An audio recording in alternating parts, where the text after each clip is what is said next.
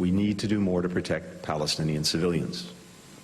We've been clear that as Israel conducts its campaign to defeat Hamas, how it does so matters. I've seen images, too, of Palestinian children, young boys and girls, pulled from the wreckage of buildings. When I see that, when I look into their eyes through the TV screen, I see my own children. How can we not?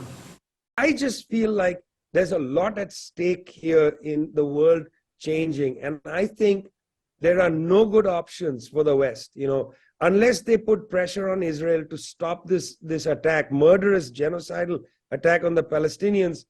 The role of the Europeans and the United States in the Arab world, in many parts of the world, is finished. I don't think there's a future for it. But I also don't think they're going to be capable of telling the Israelis to stop. Either it's guilt for the Holocaust, because after all, this is a European crime that Europe has not really been able to atone for. I mean, the Germans play a duplicitous game, They still have great wells of anti-Semitism in Germany, but they want to blame other people of anti-Semitism. Deal with your own problem, man. You're the guys that created the Holocaust, not the Arabs. The Arabs didn't engender the Holocaust. Why are you blaming them for it? It's ridiculous.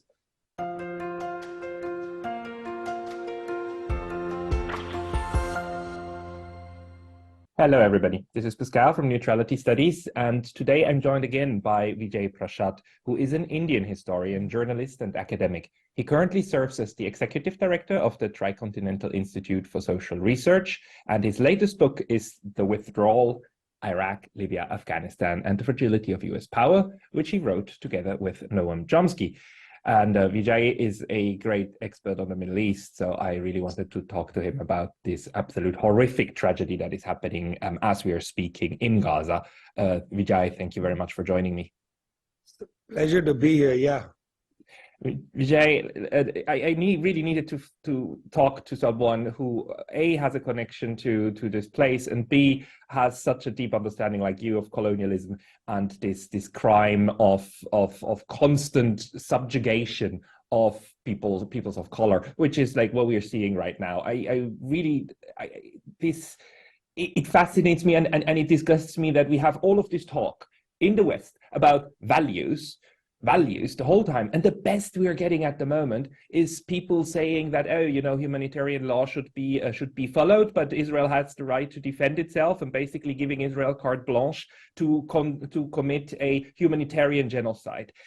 Can you make sense of this utter delusion of the West trying to ignore that what we are seeing here is genocidal in the worst sense of this horrible word? Well, the first thing I'll say is that, I've been to Palestine several times after Operation Protective Edge. That's what the Israelis called it in 2014. I visited Gaza City, Khan Yunis, walked along the Saladin Street, which divides North and South Gaza. And at the time, I produced this book called Letters to Palestine, thinking, it can't get any worse than this. Entire neighborhoods in Gaza City wiped out. Jabalia was also hit, but other camps were hit even worse. Several thousand people killed and so on. I thought, just can't get any worse. And then, of course, this bombardment, which is, hard to compare. I remember the war in Iraq, the ruthless bombardment. The first couple of weeks, Baghdad took a real hit, again, and then more than Baghdad, Ramadi, Fallujah in Iraq, and then in 2017, Mosul. And, we forget that in Mosul, 11,000 civilians were killed, in the war against ISIS. I mean, this is amnesia, 11,000 civilians. And by the way, in Mosul, civilians, when the bombing started, the US started bombing Mosul to get ISIS out. Civilians could run into the countryside, which is what they did. And also, ISIS only had 2 years to dig in. In the case of Gaza, there's no countryside. People are sitting ducks, where they are is where the bombs are falling. They can't go anywhere. It's horrific, in that sense. Now, let's back up to your introduction and the key words there. Of course, a country has a right to defend itself. That's true. That's the basis of a great deal of international law. But defend itself against whom? Against another country. If a country is attacked, you have the right to defend yourself against another country. But do you have the right to defend yourself against people you've occupied? Palestine isn't a country. Palestine is a place under occupation by international law. In other words, UN resolutions over and over again have established that there's something called, and this is the United Nations language, the occupied Palestinian territory. That's what Gaza is called. That's what the West Bank and East Jerusalem are called. Despite the Oslo Accord, which is supposed to have created a state of Palestine, there isn't a state of Palestine. There continues to be an occupied Palestinian territory. So yes, countries have the right to defend themselves. But when Western leaders over and over and over again say Israel has a right to defend itself, they're making a legal error. It has a right to defend itself if it's attacked by another country. But it cannot defend itself like this against people over whom it has occupation laws and obligations. When you occupy a people, you have to treat them a certain way. The Third and Fourth Geneva Conventions apply. You can't transfer populations, for instance. You can't build settlements on their land. You can't treat them in a subhuman way, where you cut down water supplies and you enforce collective punishment and so on. These are all illegal by international law against anybody, but particularly against people who have been occupied, because they actually have a right to resist.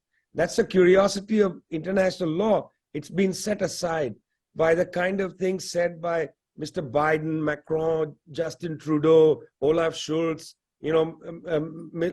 Prime Minister Meloni of Italy. They've set aside, in a sense, the niceties of international law. And in fact, I'm sorry to keep going on, but I think the point should be made here. In fact, what's interesting is that US high officials have mimicked Israeli high officials in saying, and this is to quote James Kirby, there are no red lines. In other words, Israel can do what it wants. If it needs to kill civilians, it can kill civilians. That's where we are.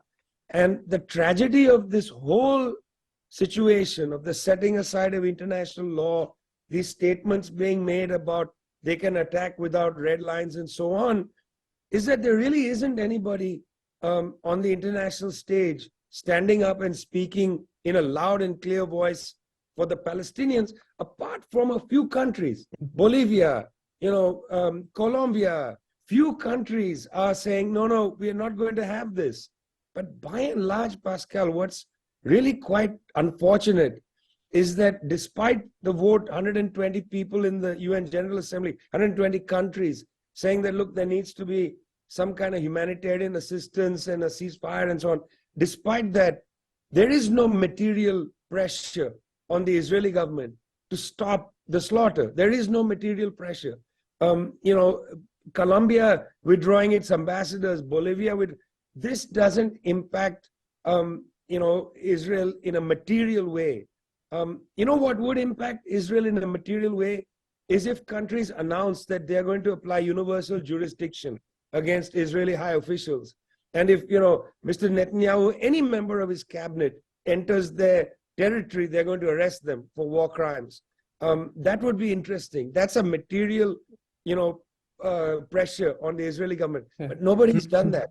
But it's even worse, isn't it? I mean, it's not only that nobody puts pressure on Israel. I mean, the United States is in the process of giving $14 billion to Israel to do whatever it believes it needs to do. It is transferring military assets to the Middle East to cover the back, to scare off the Iranians, to not intervene, to let it happen. There's pressure on Egypt to open the borders and then flood out all 2.3 million Palestinians and just create another fact on the ground. I mean, there's active genocide support coming from the West, and the Europeans, they're just like, yeah, that's just what it is.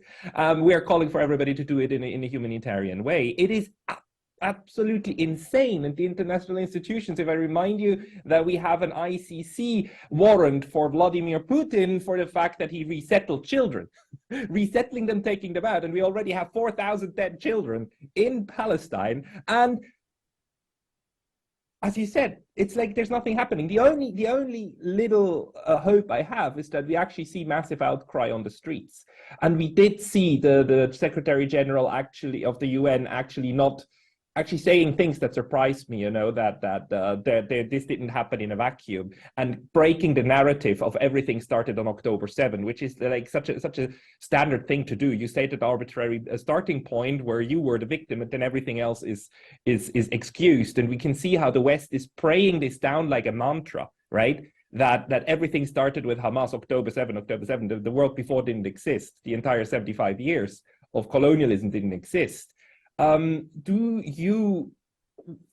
do you think that this will do? Because what I just said is so obvious by now. I believe that probably 80%, maybe 85% of the world see that. It's the Europeans, again, and the North Americans who pretend they don't see it, although I'm pretty sure a large number do. What do you think this will do to world politics? Well, the first thing is I felt already that Ukraine was accelerating a real change, we saw that at the last Munich Security Conference, where a number of world leaders, the Prime Minister of Namibia at the lead, the Vice President of Colombia, just saying, look, we're not going to tail the United States on Ukraine. We just don't think that prosecuting this war is a good idea. We want peace. We don't want to isolate Russia. We think that's really bad for the world and so on.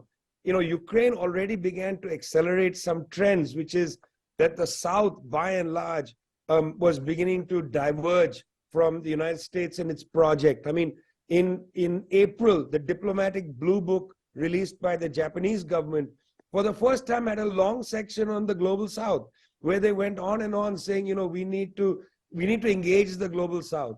In fact, in January of this year, the press officer of the Foreign Ministry of Japan was asked in a press conference, can you define the global South? And she said, well, we're not really sure, but we know it's important, and we think it's the developing countries. I mean, I thought, my God, guys, get a clue, because these changes are happening, and and that was accelerated by Ukraine. I think this conflict and the way in which the United States in particular is in the lead, saying no red lines and so on, this conflict is going to further accelerate some of these divides. Now, there are some confusions. India is in a very complicated position because its own government has a deeply anti-Muslim attitude and has some fealty to Israel on this. India is not supporting Israel, by the way, merely abstaining, not because it's under pressure from the United States, but it has its own ugly project, of dealing with Muslims in the country, its understanding of Kashmir and so on. That's its own national interest speaking. It's not a sign that India is subordinate to the United States. But once again, in fact, it's evidence of that global South countries are saying we have our own national interest.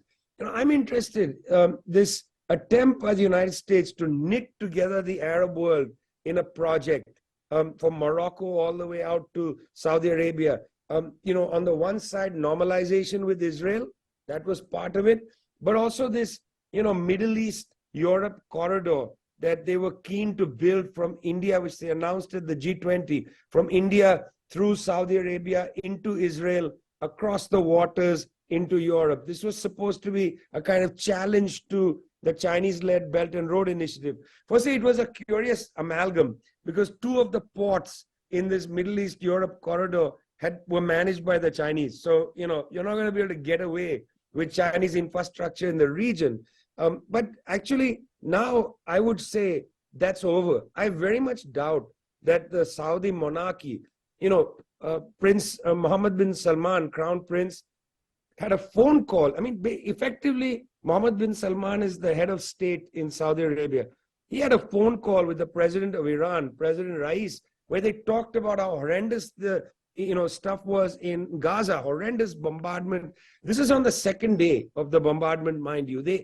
First, phone call of these two heads of the government since 1979. Saudi head of government, meaning the king, has not spoken to the president of Iran since 1979. As I said, Mohammed bin Salman is effectively the king. You know, he's the crown prince, but he's running the show. I don't think the Saudis are going to be able to normalize with Israel. The people in the Arab world, you know, we're talking about people on the streets. My God, million people in Amman, Jordan, people protesting in Egypt. President Sisi of Egypt saying we're not going to allow protests, and they happen anyway. You know, people in Saudi Arabia riled up. I'm talking to government officials in Saudi Arabia.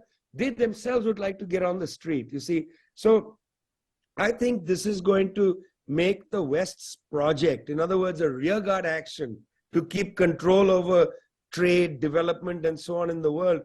You're not going to be able to do it, not if you allow this to happen. You're going to lose. That is, the West is going to lose control of its attempt to reassert control in the Arab world, you know, through this Abraham Accords, which is a very clever idea, I must say, the Abraham Accords. It was a kind of way to re-energize the pro-US feeling among particularly the monarchies in the Arab world, from Morocco to Bahrain to Saudi Arabia and so on. All of that is over. And I really, really doubt that the Saudis will have any appetite to build this, you know, Asia, Middle East, Europe corridor, which leads through Israel. I don't think they're going to have an appetite for that. I think, you know, if they agree to it at all, the Saudis are going to have to make a deal with the Syrians to let the corridor go up through Jordan, Syria, and then maybe the port of Latakia. But I don't think the West is interested in that. So frankly, this is a dead duck, you know, because there's no way to go from Saudi Arabia to Europe unless you use the Suez Canal, you know, which then comes back to a 19th century trade route. What's new about that? It's the same old thing that's been there for a while.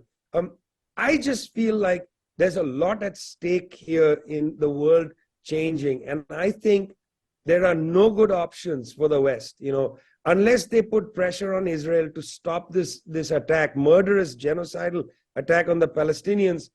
The role of the Europeans and the United States in the Arab world, in many parts of the world, is finished. I don't think there's a future for it. But I also don't think they're going to be capable of telling the Israelis to stop. Either it's guilt for the Holocaust, because after all, this is a European crime that Europe has not really been able to atone for. I mean, the Germans play a duplicitous game, you know. They still have great wells of anti-Semitism in Germany, but they want to blame other people of anti-Semitism. You know, deal with your own problem, man. You're the guys that created the Holocaust, not the Arabs. You know, the Arabs didn't engender the Holocaust. Why are you blaming them for it? You know, it's ridiculous. So neither the Europeans nor the US will pressure Israel to prevent this, which means we're going to have enormous loss of life. We're at about 8,000-9,000 dead. Remember, I said that in Mosul, to get rid of ISIS, the US had to kill 11,000 Iraqi civilians. It's a comparable city, but people in Mosul could run to the countryside.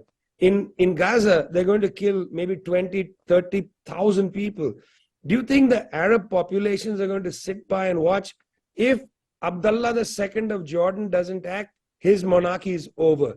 If Sisi of Egypt doesn't act, the military of Egypt might act against Sisi. I mean, we are in very, very touch and go times, and these people know it. Abdullah II is a smart guy. He knows it. If he holds that peace agreement in his drawer and doesn't take it out and threaten to tear it up, the peace agreement with Israel, his regime may not last the year. This is what is so insanely dangerous. This war could become really, really big. It could draw in Jordan, Lebanon. It could draw in, of course, Syria is already basically inside because the US occupies parts of it, and we can already see how this is an additional front, right? And we can see how Iran is at the brink also of being sucked into this, which would immediately suck the United States into it. This could be millions of dead people. Or even worse than that. And what we see with the Palestinians is that every single time, you know, an Israeli dies, usually the proportionality of the strike back is 1 to 100, between 50 to 100. So we are looking at 50 to 100,000 dead Palestinians if it stays contained, without any kind of external pressure. Do you think that there is a way out of one of these, like large war scenario or a small genocide scenario? Yeah, I mean, firstly, I would say that it's very interesting.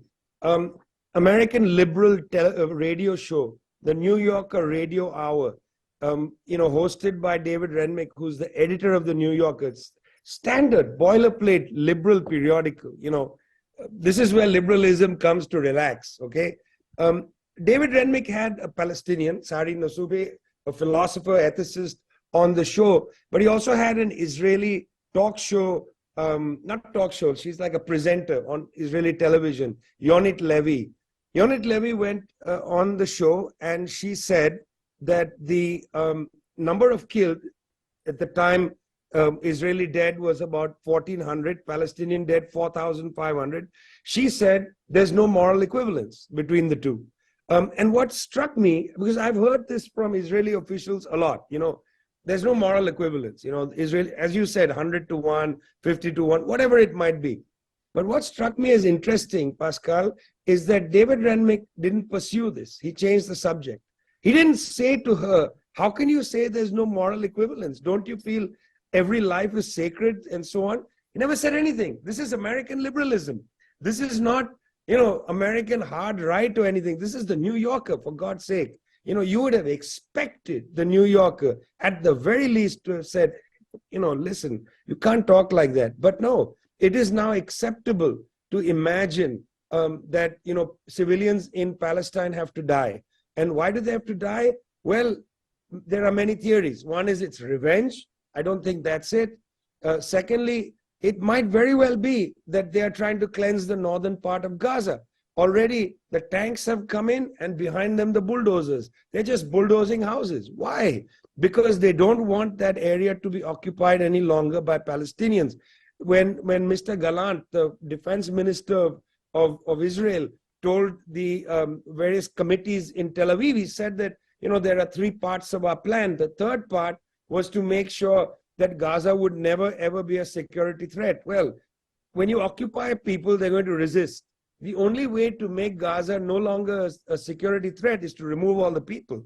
And the bulldozers are going to do that. They are pushing the rubble of houses preciously built by refugees from 1948. Those precious houses, those apartment buildings, people sacrificed themselves to be able to buy an apartment in some of these buildings. I have friends who lost their apartments in Gaza City. They're just going to bulldoze all that. They're not going to throw it in the Mediterranean somewhere else because they'll keep the beach pristine.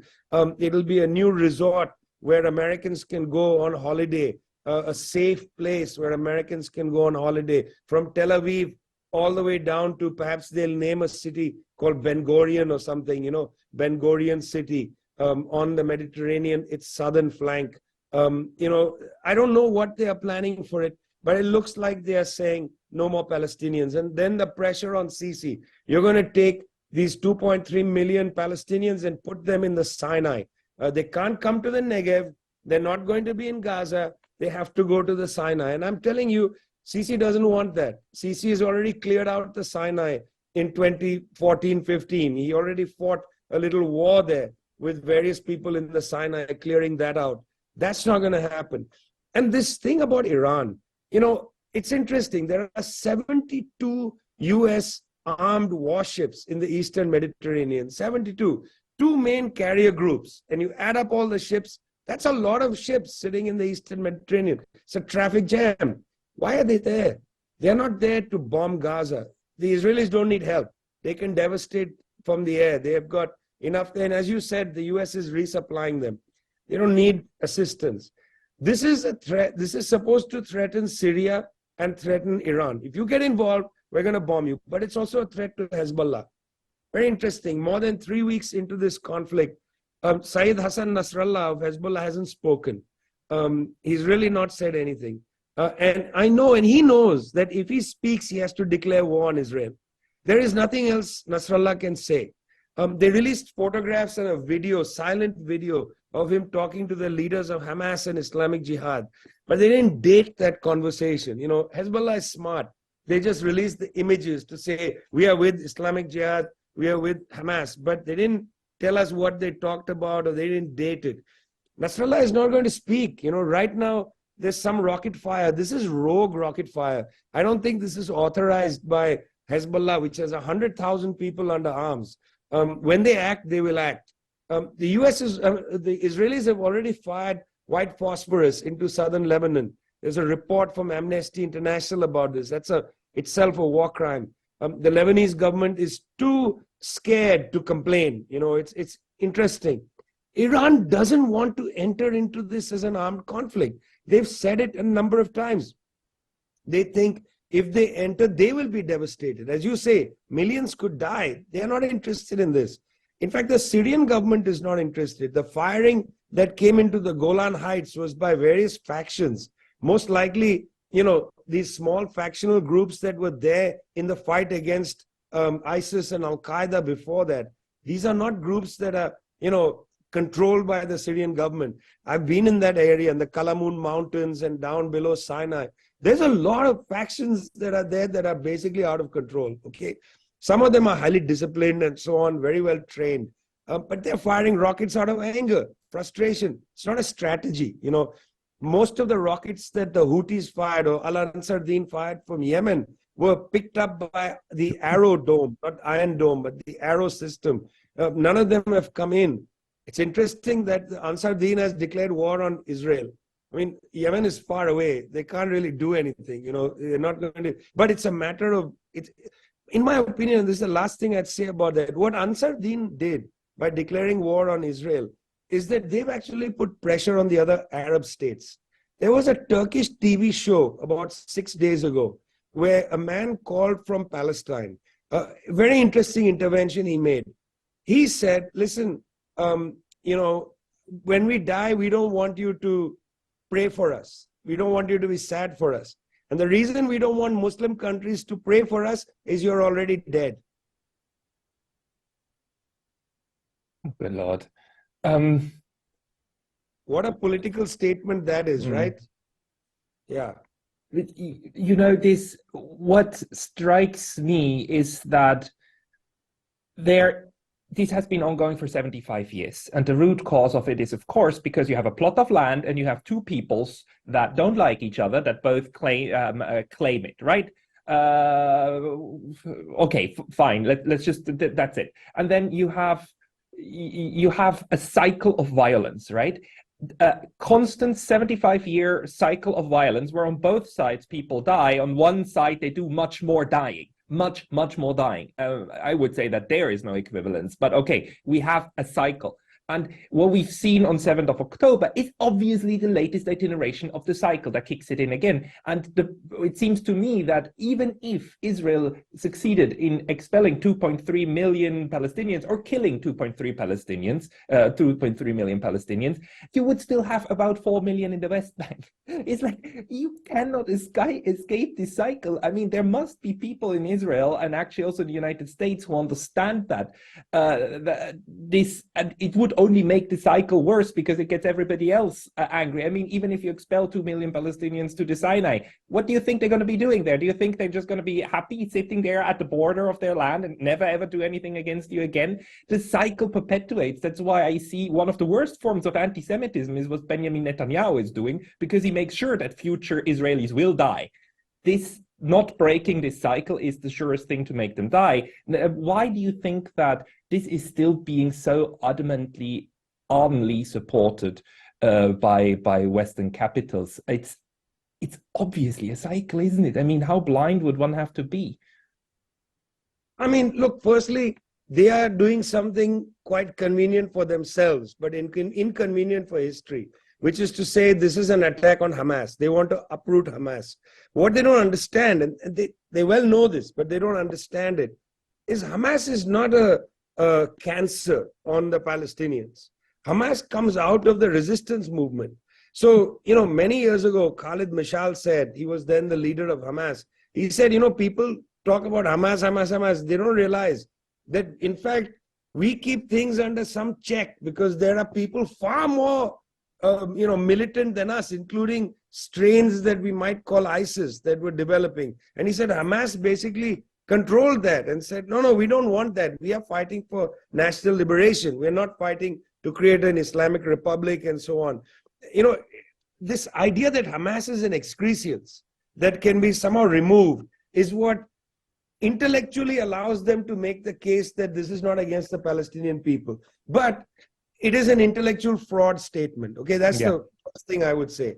Secondly, for hundreds of years, Palestinian Christians, Palestinian Jews, Palestinian Muslims lived together. In fact, the term was Palestinian Jews. They lived together. They lived together in Jerusalem. They lived together from the northern reaches of Haifa and the orange groves all the way down deep into the Negev. They lived together. It was in the 1930s, as a consequence of the rise of European anti-Semitism, including German exterminism.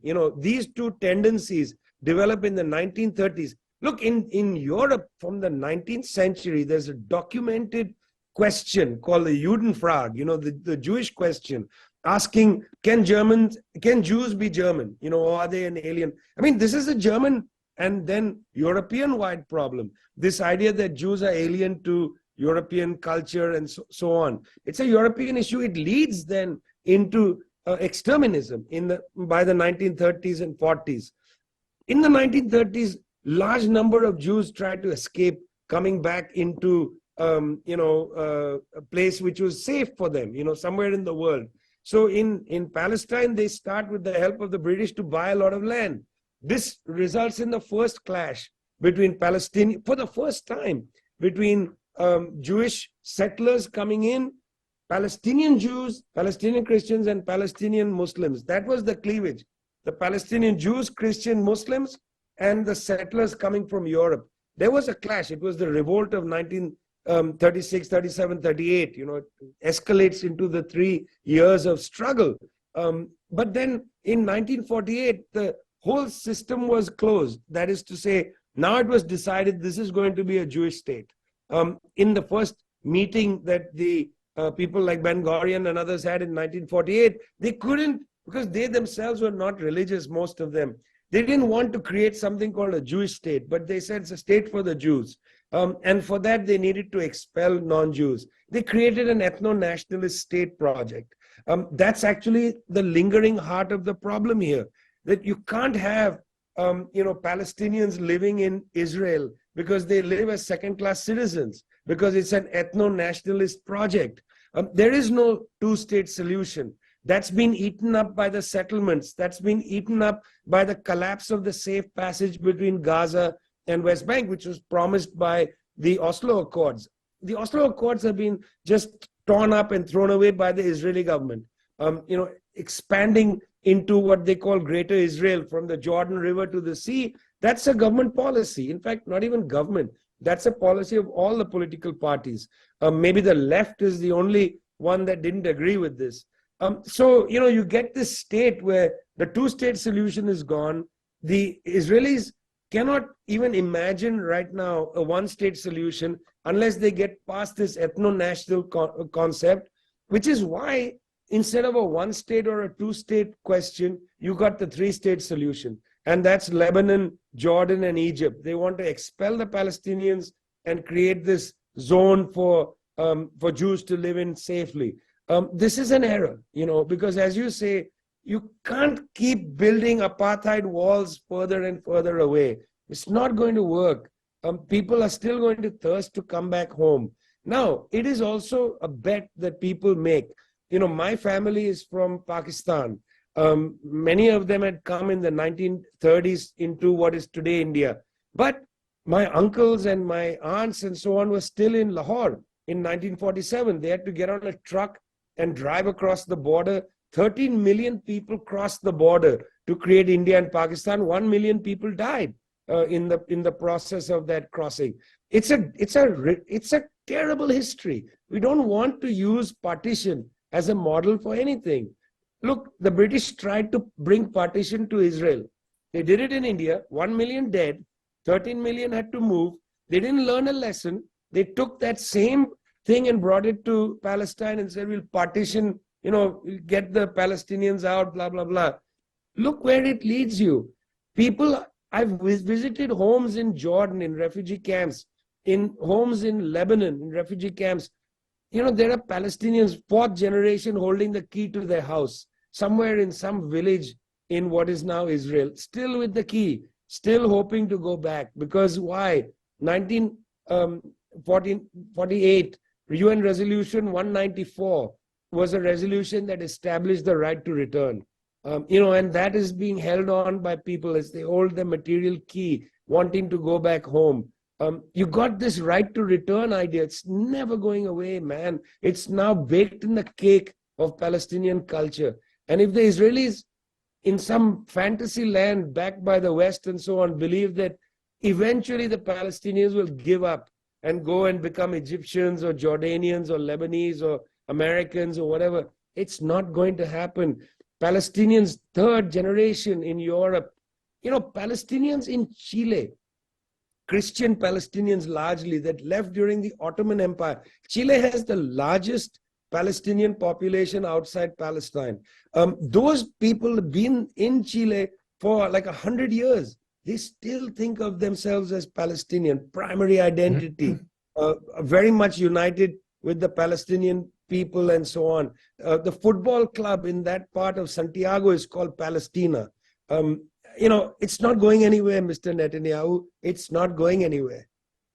If, and that's the last question, if there was a return to sane politics, and there was a plan to actually bring this slaughter and tragedy to an end, what would be your recommendation? Obviously, the two-state solution is utterly out of the question. The three-state solution is utterly inhumane. The one-state solution, where you have people again living together under a new name and a new identity, would be something, but difficult to do. What would your recommendation be that you would think also has some chance of being realistic?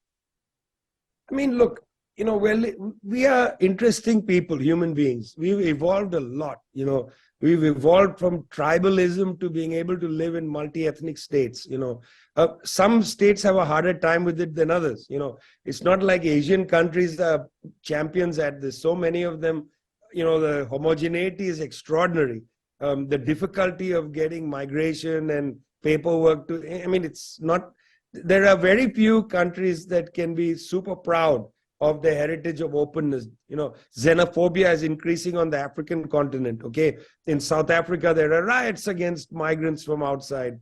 We're not a perfect planet, but we're evolving. And one of the features of that evolution is to get past the idea of an ethno-national state or a racial state. We got to get past this idea. It is debilitating. There is just too much human movement to allow for it, to afford it. Anti-immigrant sentiment in Europe, in the United States, is very high. Well, Israel is founded essentially and is based on antipathy to outsiders. It's based on that. It's based on the idea that outsiders are not welcome, as full citizens. And maybe that is something that the Israeli people have to really consider. Do they think they can actually live in a fortress somewhere, where it's only people, let's say, only people of Jewish ancestry are allowed in? Is that going to be first practical and possible? Also, is it moral? Is that the way we want to live these days? There are lots of traditions in Judaism. Some Orthodox Jews, in fact, who oppose Zionism because they said this is not the correct way. Jews have lived over in many countries for centuries, and must continue to live there and do the work of God, study the Torah and so on. We don't have to go to Israel. There is no chosen people and so on. There are debates inside the Jewish community. I'm talking highly observant, people who follow Judaism were unhappy with Zionism. In fact, even now you see at many demonstrations, Hasidim come out, with signs that say we are against Israel. there's a debate that must be had. And I'm not talking just about people of Jewish ancestry or of who have a faith in Judaism. I also just am talking now very specifically about Israeli citizens. Israeli citizens need to reflect on this. You know, why is it that anybody of Jewish ancestry can come in and get papers to live in Israel, but somebody whose parents or grandparents were removed forcibly in 1948, when they arrive in, Tel Aviv, in Ben Gurion Airport, they are treated as terrorists? I mean, what kind of moral climate is that? And what is that saying about you as a country?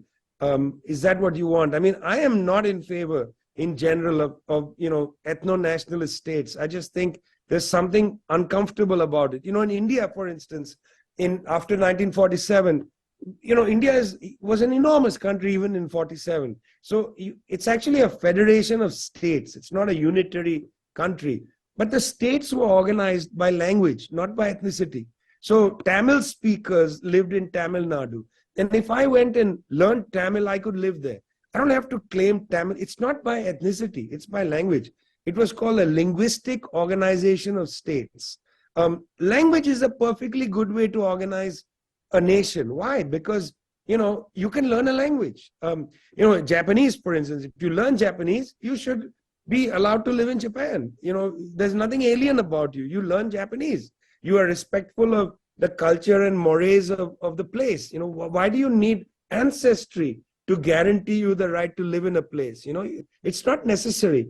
Ancestry is a terrible foundation for belonging in a state. There are other civic things that are possible, but language is a perfectly good one because you should be able to communicate with people, right? So I feel like, yeah, man, I mean, I've been in very many parts of Israel where Palestinians are bilingual. They speak Hebrew and they speak Arabic, and some of them also speak English. What about that? Create a trilingual country. I mean, how is that a surprise? Look at Switzerland. They've had a multilingual, trilingual, 4 languages, I think, in Switzerland: Italian, Spanish, German, and English. Romansh, yeah. Yeah, I mean, that's a lot of languages. I grew up speaking many languages in India. I had to learn English and Hindi. That's the national languages. Must learn Bengali because I grew up in Bengal, but also Punjabi. That was my home language. Why not found a country based on linguistic diversity? Kids learn these languages. There's a way out here. That's what I'm trying to say. That is true. Yeah, you have to open the imagination to let the door open. Yeah, and you need to want peace. You need to want to solve things, not through bombs. Vijay Prashad, thank you very much for your time today. Thanks a lot. We need to do more to protect Palestinian civilians. We've been clear that as Israel conducts its campaign to defeat Hamas, how it does so matters. I've seen images too of Palestinian children, young boys and girls, pulled from the wreckage of buildings. When I see that, when I look into their eyes through the TV screen, I see my own children. How can we not?